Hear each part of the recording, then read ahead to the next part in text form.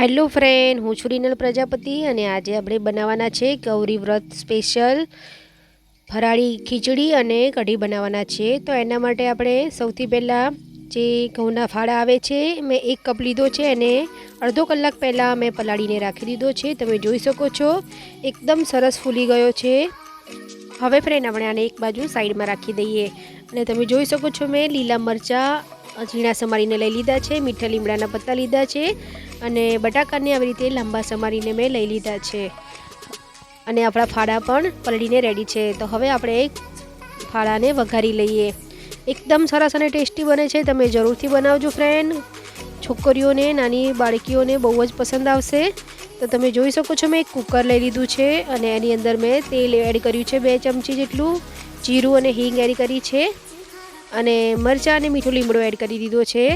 જો તમે ઘીમાં બનાવતા હોય તો તમારે ઘી એડ કરવાનું અને તેલમાં બનાવતા હોય તો તમારે તેલ એડ કરી દેવાનું અને આપણે ફ્રેન્ડ જે બટાકાને કટ કરીને રાખ્યા છે એને એડ કરી દેવાના છે અને આપણે એને 1 મિનિટ જેવું સાંતળી લઈશું અને 1 મિનિટ જેવું સંતળાઈ જાય ફ્રેન્ડ પછી આપણે જે ફાળાને પલાળીને રાખ્યા છે ફ્રેન્ડ એને અંદર એડ કરી દેવાના છે। એને 3 થી 4 વાર આપણે ચોખ્ખા પાણીથી ધોઈ લેવાના અને પછી આપણે અંદર એડ કરવાના છે। જો પલળેલા ફાળા હશે તો જ એકદમ સરસ છૂટા અને બહુ જ ટેસ્ટી બનશે। તમારે તરત ફાળાનો ઉપયોગ નથી કરવાનો, ફાળાને તમારે પહેલાં પલાળીને રાખી દેવાના છે અને આપણે બધું મિક્સ કરી લઈશું। જો ફ્રેન્ડ તમે એકલા ફાળા બનાવતા હોવ તો તમારે આની અંદર થોડી ખાંડ અને લીંબુ એડ કરી દેવાનું છે। સિંગના દાણા પણ તમે અંદર એડ કરી શકો છો, પણ આપણે કઢી પણ બનાવવાના છીએ તો કઢી આપણે ખાટી મીઠી બનાવવાના છીએ એટલે આપણે આની અંદર અત્યારે લીંબુ કે ખાંડ એવું કંઈ એડ નથી કર્યું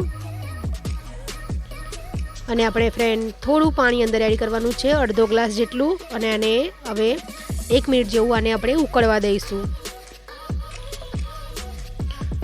ગૌરી વ્રતમાં તમે અને જયા પાર્વતી વ્રતમાં પણ તમે આ બનાવીને ખાઈ શકો છો। એકનું એક બાળકો ખાઈને કંટાળી જાય છે તો તમે આવી રીતે નવી નવી રેસીપી દરરોજ બનાવીને આપશો તો બહુ જ સરસ લાગશે બાળકોને અને હોંશે હોંશે ખાશે। તો તમે જોઈ શકો છો આપણું 2 થી 5 મિનિટ જેવું થઈ ગયું છે, એકદમ સરસ ઉકળી ગયું છે। હવે કુકર બંધ કરીને આપણે 3 વિસલ થવા દઈશું અને મેં એક બાજુ ફ્રેન્ડ એક બાઉલમાં ખાટી છાશ લઈ લીધી છે અને એની અંદર આપણે ઘઉંનો લોટ 2 ચમચી એડ કરવાનો છે। મેં એક મોટો વાડકો ભરીને ખાટી છાશ લીધી છે અને એની અંદર મેં 2 ચમચી જેટલો ઘઉંનો લોટ એડ કર્યો છે અને એને આપણે આવી રીતે છીલણીથી એકદમ સરસ મિક્સ કરી લેવાનું છે।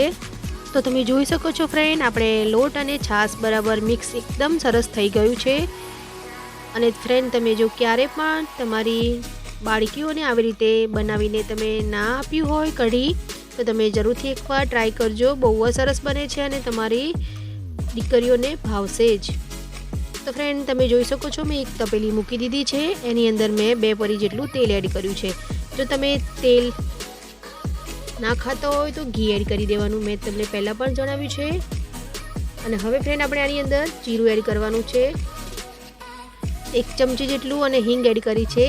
આપણે હિંગ અને જીરું મેં અલગથી જે ડબ્બો હોય છે એમાંથી એડ કર્યું છે, મસાલામાંથી નથી લેવાનું કારણ કે એમાં બધું મિક્સ થયેલું હોય છે।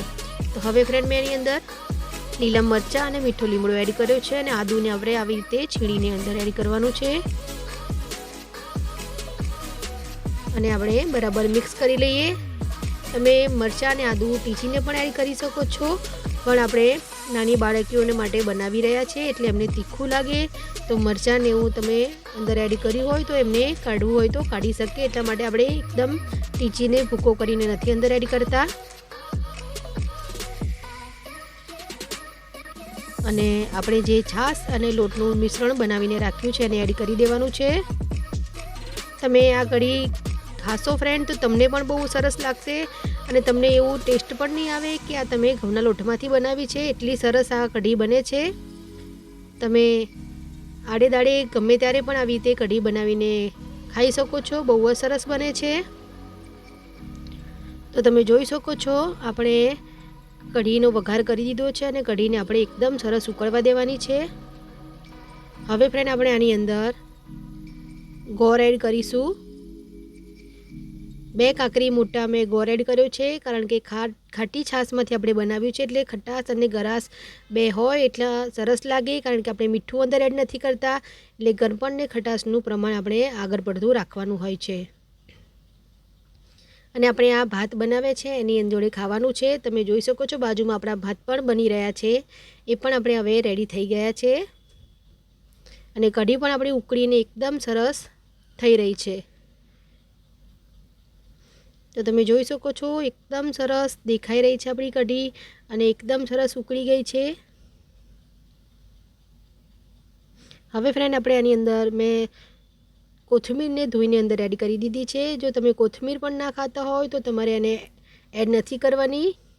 તો આપણી કઢી ઉકળી ગઈ છે અને થઈ ગઈ છે અને આપણી ખીચડી પણ એકદમ સરસ થઈ ગઈ છે. તો તમે જોઈ શકો છો એકદમ સરસ દેખાઈ રહી છે અને બનીને રેડી થઈ ગઈ છે. તમે આવી રીતે બાળકોને બનાવીને આપજો તો બહુ જ ખુશ થશે અને એક ટાઈમ જમવાનું હોય છે તો એ હોંશે હોંશે ખાશે. તો મેં એને સર્વ કરવા માટે વચમાં આવી રીતે એક બાઉલ મૂકીને બાજુમાં મેં ખીચડીને રાખીને સર્વ કરી છે. અને તમે ડાયરેક્ટ પણ કઢી અંદર એડ કરી શકો છો અને મેં વચમાં બાઉલ મૂકીને પછી કઢીને સર્વ કરી છે. તો તમે જોઈ શકો છો એકદમ સરસ ટેસ્ટી નાની બાળકીઓને પસંદ આવે એવી આપણી કઢી અને ખીચડી બનીને રેડી છે. તો ફ્રેન્ડ તમે આ ગૌરી વ્રત ને જયા પાર્વતી વ્રતમાં બનાવીને ખાઈ શકો છો. તો તમને આ વિડીયો સારો લાગે તો લાઇક શેર અને સબસ્ક્રાઈબ કરજો. અને હવે મળીશું કાલે નવી રેસીપી ફરાળી રેસીપી સાથે. ત્યાં સુધી આવજો.